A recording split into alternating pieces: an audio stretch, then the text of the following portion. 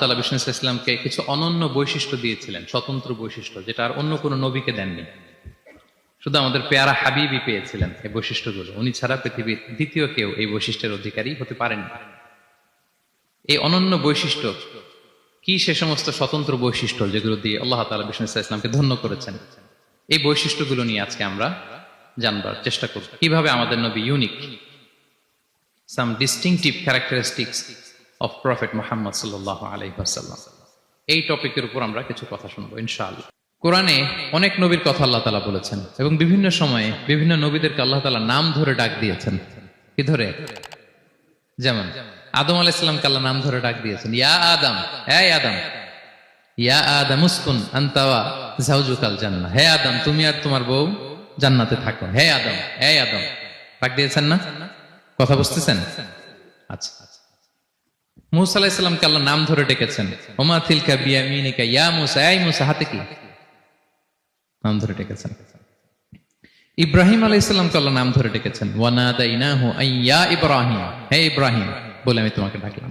তাহলে দেখেন বিষ্ণু ইসলামকে আল্লাহ তাআলা এত সমীহ করেছেন, এত সম্মান দিয়েছেন, এত মর্যাদা দিয়েছেন যে কোরআনে কোথাও অন্য নবীদের মতো আল্লাহ তাআলা বিষ্ণু নবীর নাম ধরে ডাকেন নাই। যখনই ডেকেছেন ইয়া আইয়ুহান নবী, ইয়া আইয়ুহার রাসূল, হে সম্মানিত রাসূল, হে সম্মানিত নবী।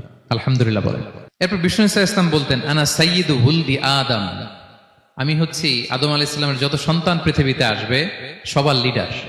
এবং তিনি বলতেন, ওয়া আনা হামিলু লিওয়াইল হামদি ইয়াউমাল কিয়ামাতি ওয়া তাহতাহু আদম, কিয়ামতের দিন আমি প্রশংসার পতাকা নিয়ে দাঁড়িয়ে থাকবো কিয়ামতের ময়দানে, আর ওই পতাকার নিচে স্বয়ং আদম আলাইহিস সালাম থাকবে।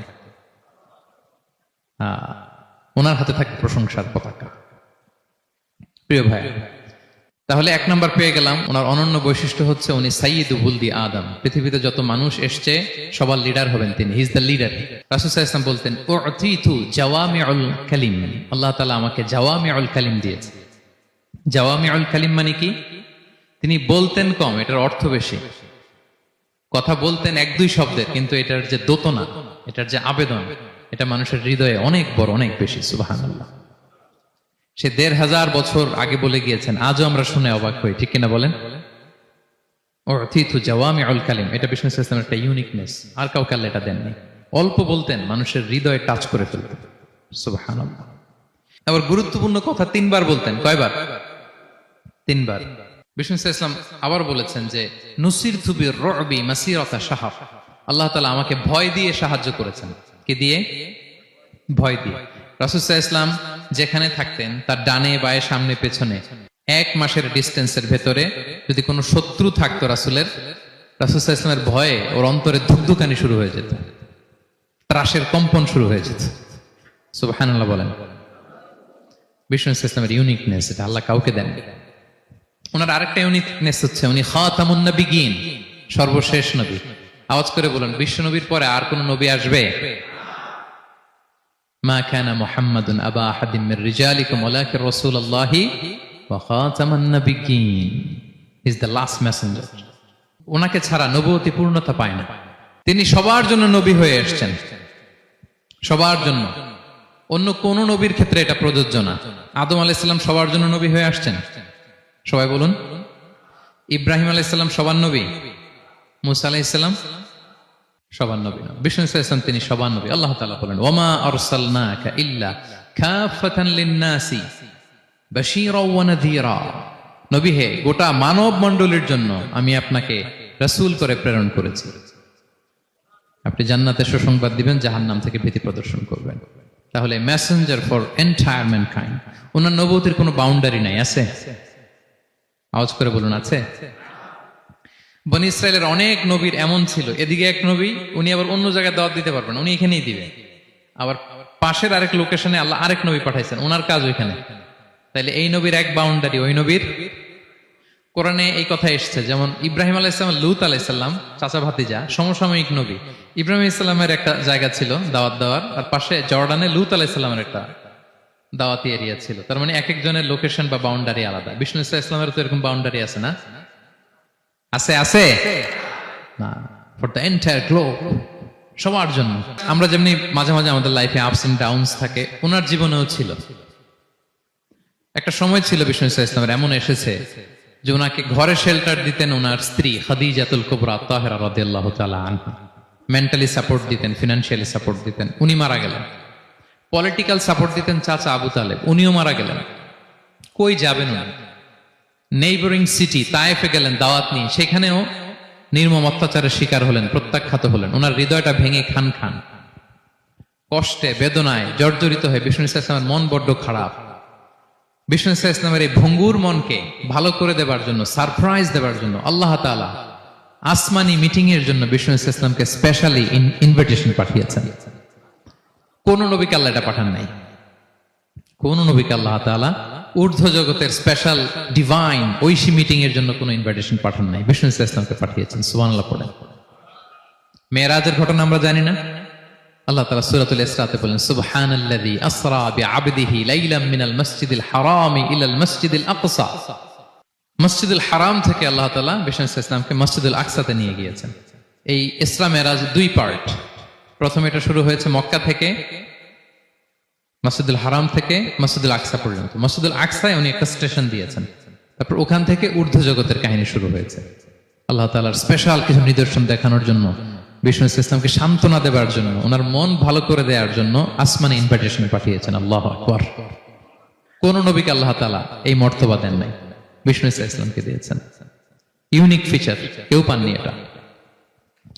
এবং এই যে বললাম, তিনি মক্কা থেকে প্যালেস্টাইনে একটা স্টেশন দিয়েছেন, মসজিদুল আকসায় স্টেশন দিয়েছিলেন। তো তিনি বললেন, আমি যখন মসজিদুল আকসায় ঢুকলাম দেখি সব নবীরা আমার জন্য অপেক্ষা করতেছে। সকল নবীর, আমার আগে যত নবীরা এসেছিল সব নবীর অপেক্ষা করতেছে। ফাহানাতিস সালাহ, নামাজের ওয়াক্ত হলো। ফাআমামতুহুম, এই সব নবীদেরকে নিয়ে আমি নামাজের ইমামতি করেছি। সব নবীদেরকে নিয়ে বিষ্ণু ইসলাম মসজিদুল আকসা ইমামতি করেছেন। এই সুযোগ আর অন্য কোন নবী পেয়েছে কি? আওয়াজ করে বলেন, পেয়েছে? ইউনিক ফিচার বিষ্ণু ইসলামের। মেরাজে গিয়েছেন, ইউনিক ফিচার। সবাইকে নিয়ে ইমামতি করেছেন, ইউনিক ফিচার। বিষ্ণু ইসলামের আরেকটা ইউনিক ফিচার হচ্ছে, উনি ঘুমালে ওনার অজু ভাঙতো না। অজু অবস্থায় ঘুমাইলে আবার যদি নামাজ পড়তে চাই পড়া যাবে? কি করতে হবে? অজু করতে হবে। কিন্তু বিষ্ণু ইসলাম ঘুমালে অজু ভাঙতো না। বিষ্ণু ইসলাম বলতেন, ইন্না আইনাইয়া তানামান ওয়ালা ইয়ানামু কলবি, আমার চোখ ঘুমায় কিন্তু আমার অন্তর ঘুমায় না। সর্বাবস্থায়, জাগ্রত অবস্থায়, ঘুমন্ত অবস্থায় বিষ্ণু ইসলামের হৃদয় আল্লাহর জিকিরে ব্যস্ত থাকতো। Uniqueness, unique feature of prophet Muhammad সাল্লাল্লাহু আলাইহি ওয়াসাল্লাম। উনি ঘুমালে অজু ভাঙতো না। বিষ্ণু ইসলামের আরেকটা ইউনিক ফিচার হচ্ছে, তিনি যখন নামাজে দাঁড়াতেন তিনি সামনে যেমনি দেখতে পেতেন পিছনেও তেমনি দেখতে পেতেন। সুবহানাল্লাহ। আপনি দেখেন পিছনে? হ্যাঁ, আচ্ছা। গাড়িতে বসলে অবশ্য যে ক্যামেরা লাগায় দেখা যায় এখন, না? রাসূল সাল্লাল্লাহু আলাইহি ওয়াসাল্লাম সামনে কিবলায় যেরকম দেখতেন পেছনেও দেখতেন।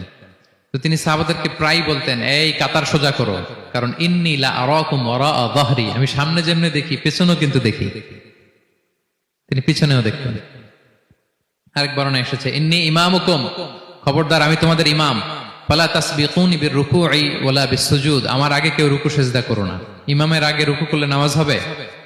ইমাম সিজদায় যায়নি, আপনি আগে চলে গেছেন, তা আপনি ইমাম হয়ে গেছেন, হবে? নামাজ হবে?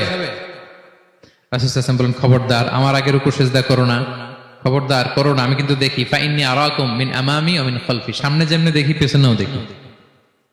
সুবহানাল্লাহ। এটা ওনার একটা ইউনিকনেস, আল্লাহ তাআলা স্পেশালি বিষ্ণু ইসলামকে এটা দিয়েছেন। এবার বিষ্ণু ইসলামের আরেকটা ফিচার বলি। বিষ্ণু ইসলামের পিঠ মোবারকে দুই কাঁধের মাঝখানে মাহরুন নবুয়া, দ্য সিল অফ প্রফেসি ছিল, নবুয়তের সিল লাগানো ছিল। আল্লাহু আকবার। এটাকে বলে মাহরুন নবুয়া, দ্য সিল অফ প্রফেসি। তিনি যে নবী এটার সিল ছিল। তাওরাত এবং ইনজিলে এই কথাটা এসছে যে শেষ নবীকে চিনার একটা মাধ্যম হচ্ছে ওনার পিঠে দুই কাঁধের মাঝখানে দ্য সিল অফ প্রফেসি পাওয়া যাবে, নবুয়তের চিহ্ন। আল্লাহু আকবার। একটা ইউনিকনেস অন্য কোন নবীর ছিল না, বিষ্ণু ইসলামের ছিল। কাজিরিল হাজালা, কবুতরের ডিমের মতো পিঠের মধ্যে। বিষ্ণু ইসলাম ইন্তেকালের আগে ওনাকে অপশন দেয়া হয়েছে, নবী আপনি চাইলে থেকে যেতে পারেন আজীবন, আর চাইলে আমার কাছেও চলে আসতে পারেন। You have option. Bishnu Islam তার রবের সাথে সাক্ষাৎকে চুজ করেছেন।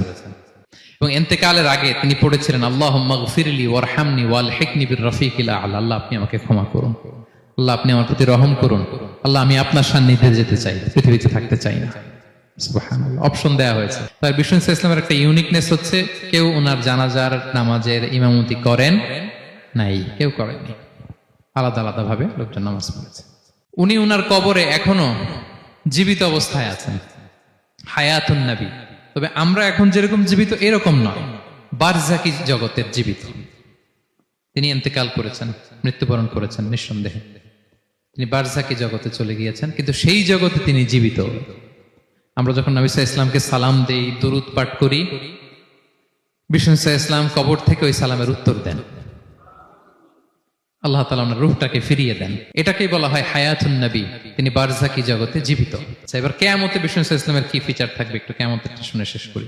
বিষ্ণু সাল্লাল্লাহু আলাইহি ওয়াসাল্লাম বলেন আনা আউয়ালু মান ইয়ানশাক্কু আনহুল কবরু, কিয়ামতের দিন ময়দানে মাহশারে, হাশরের ময়দানে সর্বপ্রথম আমি কবর ফুঁড়ে উপরে উঠে দাঁড়াবো। কে উঠে দাঁড়াবে? বিষ্ণু সাল্লাল্লাহু আলাইহি ওয়াসাল্লাম সর্বপ্রথম কবর ফুঁড়ে উনি উঠে দাঁড়াবেন। এবং হাশরের ময়দানে উনি কোথায় দাঁড়াবেন, ওনার জন্য একটা স্পেশাল জায়গা থাকবে, জায়গাটার নাম হচ্ছে মাকামে মাহমুদ। এবং সেদিন তিনি সুপারিশ করবেন, সাহিবুশ শাফাআ, তিনি সুপারিশ করবেন। অন্য কোন নবী সুপারিশের সাহস করবে, স্পর্ধাও দেখাবে। আদম আলাইহিস সালাম, নূহ আলাইহিস সালাম, ইব্রাহিম আলাইহিস সালাম সবাই একজন আরেকজনকে রেফার করে, একজন আরেকজনকে রেফার করে, বলবে আমি পারবো না, উনি উনি উনি উনি। সব নবীরা বলবে নাফসি নাফসি, আল্লাহ তুমি আমারে বাঁচাও, আল্লাহ আমারে বাঁচাও, আল্লাহ আমারে বাঁচাও। কিন্তু বিষ্ণু ইসলাম সেই মাকামে মাহমুদের সিজদায় লুটিয়ে কাঁদতে থাকবেন আর বলবেন উম্মতি উম্মতি উম্মতি, হে আল্লাহ আমার গুনাহগার উম্মতকে বাঁচাও, আল্লাহ আমার গুনাহগার উম্মতকে তুমি বাঁচাও। কাঁদতে থাকবেন বিষ্ণু ইসলাম ওই জায়গায়। তখন আল্লাহ তাআলা বলবেন ইয়া মুহাম্মদ ইরফা রাসাক, হে মুহাম্মদ মাথা তোলো, কুল তুসমা, আজকে তুমি যা বলবে তাই শোনা হবে, সাল তু'তা, যা চাবে তাই দেয়া হবে, ওয়াশফা তুশাফা, যার জন্য সুপারিশ করা হবে, যার জন্য সুপারিশ তুমি করবে তার জন্যই সুপারিশ কবুল করা হবে। বিষ্ণু ইসলাম তখন সুপারিশ করবেন এবং হাউজে কাউসারের পানি বিতরণ শুরু করবেন। হাউজে কাউসারের নাম শুনেছেন? ইন্না আ'তাইনা কাল কাউসার, হে নবী আমি আপনাকে কাউসার দিয়েছি। কাউসারের একটা ব্যাখ্যা হচ্ছে প্রভূত কল্যাণ, আর একটা ব্যাখ্যা হচ্ছে এই কিয়ামতের দিন হাউজে কাউসার দেওয়া হবে বিষ্ণু ইসলামকে। এটা কত বড়? বিষ্ণু ইসলাম বলেন হাউদি মাসিরাতু শাহর, এক মাসের দূরত্ব, এত বড় চৌবাচ্চা হবে হাউজে কাউসারের চৌবাচ্চাটা। বিষ্ণু ইসলাম বলেন এই মাথা থেকে ওই মাথায় পৌঁছতে 1 মাস লাগবে। হাউজে কাউসারের পানিটা কেমন হবে? মা উহু আবিয়াদু মিনাল লাবান, দুধের চেয়েও সাদা, মধুর চেয়েও মিষ্টি, বরফের চেয়েও ঠান্ডা, আতিয়াবু মিনাল মিসকি, মিসকের চেয়েও সুগন্ধ সম্পন্ন, কি জানুহু কানুজুমিস সামা, আকাশের তারা যত বেশি, হাউজে কাউসারের যে পান পেয়ালা থাকবে আশেপাশে পেয়ালাগুলোর সংখ্যা আকাশের তারার চাইতেও বেশি। বিষ্ণু ইসলাম হাউজে কাউসারের পানি বিতরণ করবেন, সবাই বিশ্বাসী উম্মতেরা সেটা পান করবে, আর একবার যে পান করবে চিরকালের জন্য গলা থেকে তৃষ্ণা মিটে যাবে। প্রিয় ভাইরা, সর্বশেষ বিষ্ণু ইসলামের সর্বশেষ যে ফিচার সেটা হচ্ছে বিষ্ণু ইসলাম বলেন আনা আউয়ালু কারিই বাবিল জান্নাহ, I'm the first one who knocked the door of paradise. আমি হচ্ছি ওই ব্যক্তি যে সর্বপ্রথম আল্লাহর জান্নাতের দরজায় যে নক করবে। বিচার শেষে সর্বপ্রথম জান্নাতের দরজায় নক করবে কে? বিষ্ণু ইসলাম। তখন জান্নাতের দরজার রক্ষী ফেরেশতার নাম খাজেন, কি নাম? সে বলবে মানিল কারি, who is knocking the door? তখন বিষ্ণু ইসলাম বলবেন আনা মুহাম্মদ রাসূলুল্লাহ, আমি মোহাম্মদ রাসূলুল্লাহ বলছি। তখন খাজেন বলবে আহলান ওয়া সাহলান, আপনার জন্যই আমি অপেক্ষা করতেছি, আল্লাহ বলে দিয়েছেন আপনার আগে কারো জন্য যেন জান্নাতের দরজা খোলা না হয়। বিষ্ণু ইসলাম তার বিশাল উম্মতে মুহাম্মাদীকে নিয়ে জান্নাতের ভেতরে প্রবেশ করবেন।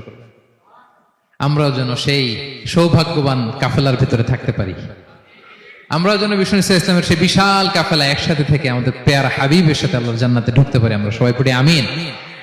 ইউনিক ফিচার গুলো শুনে আমরা কি বুঝলাম, কি জানলাম? সেটা হচ্ছে প্রথম লেসন হচ্ছে আমাদের এই যে আপনারা অনেকে দেখলাম যে শুনে অবাক হচ্ছেন এবং অনেকে বলতেছেন যে এই প্রথম শুনলাম এটা। তার মানে অনেক কিছু আমরা জানি, কিন্তু বিষ্ণু ইসলামের জীবনের ব্যাপারে অনেক কিছুই আমরা জানি না। আমরা কেউ শেক্সপিয়ার পড়েছি, কার্ল মার্কস পড়েছি, আমরা রবীন্দ্রনাথ পড়েছি ঠিকই, বঙ্কিমচন্দ্র চট্টোপাধ্যায় পড়েছি, শরৎচন্দ্র পড়েছি, হুমায়ুন আহমেদ পড়েছি, হ্যাঁ হ্যারি পটার পড়েছি কেউ, কত কি যে উপন্যাস গল্প বাকি নাই আমাদের, সব পড়েছে, কিন্তু বিষ্ণু ইসলামের একটা সিরাত উল্টে দেখা হয়নি। এরকম আছে না নাই? অনেক পড়েছি কিন্তু বিষ্ণু ইসলামের সিরাত পড়ি নাই, তার মানে কিছুই পড়িনি। প্রথম লেসন হচ্ছে একবার হলেও জীবনে আমাদের বিষ্ণু ইসলামের সিরাতটা পড়ে দেখা উচিত। আগামী বছরের রবিউল আউয়াল আসার আগেই আমরা একটা ভালো সিরাত গ্রন্থ শুরু থেকে শেষ পর্যন্ত পড়ব। তাহলে রাসূল ইসলামের সিরাত যেন আমরা পড়ি প্রিয় ভাইরা।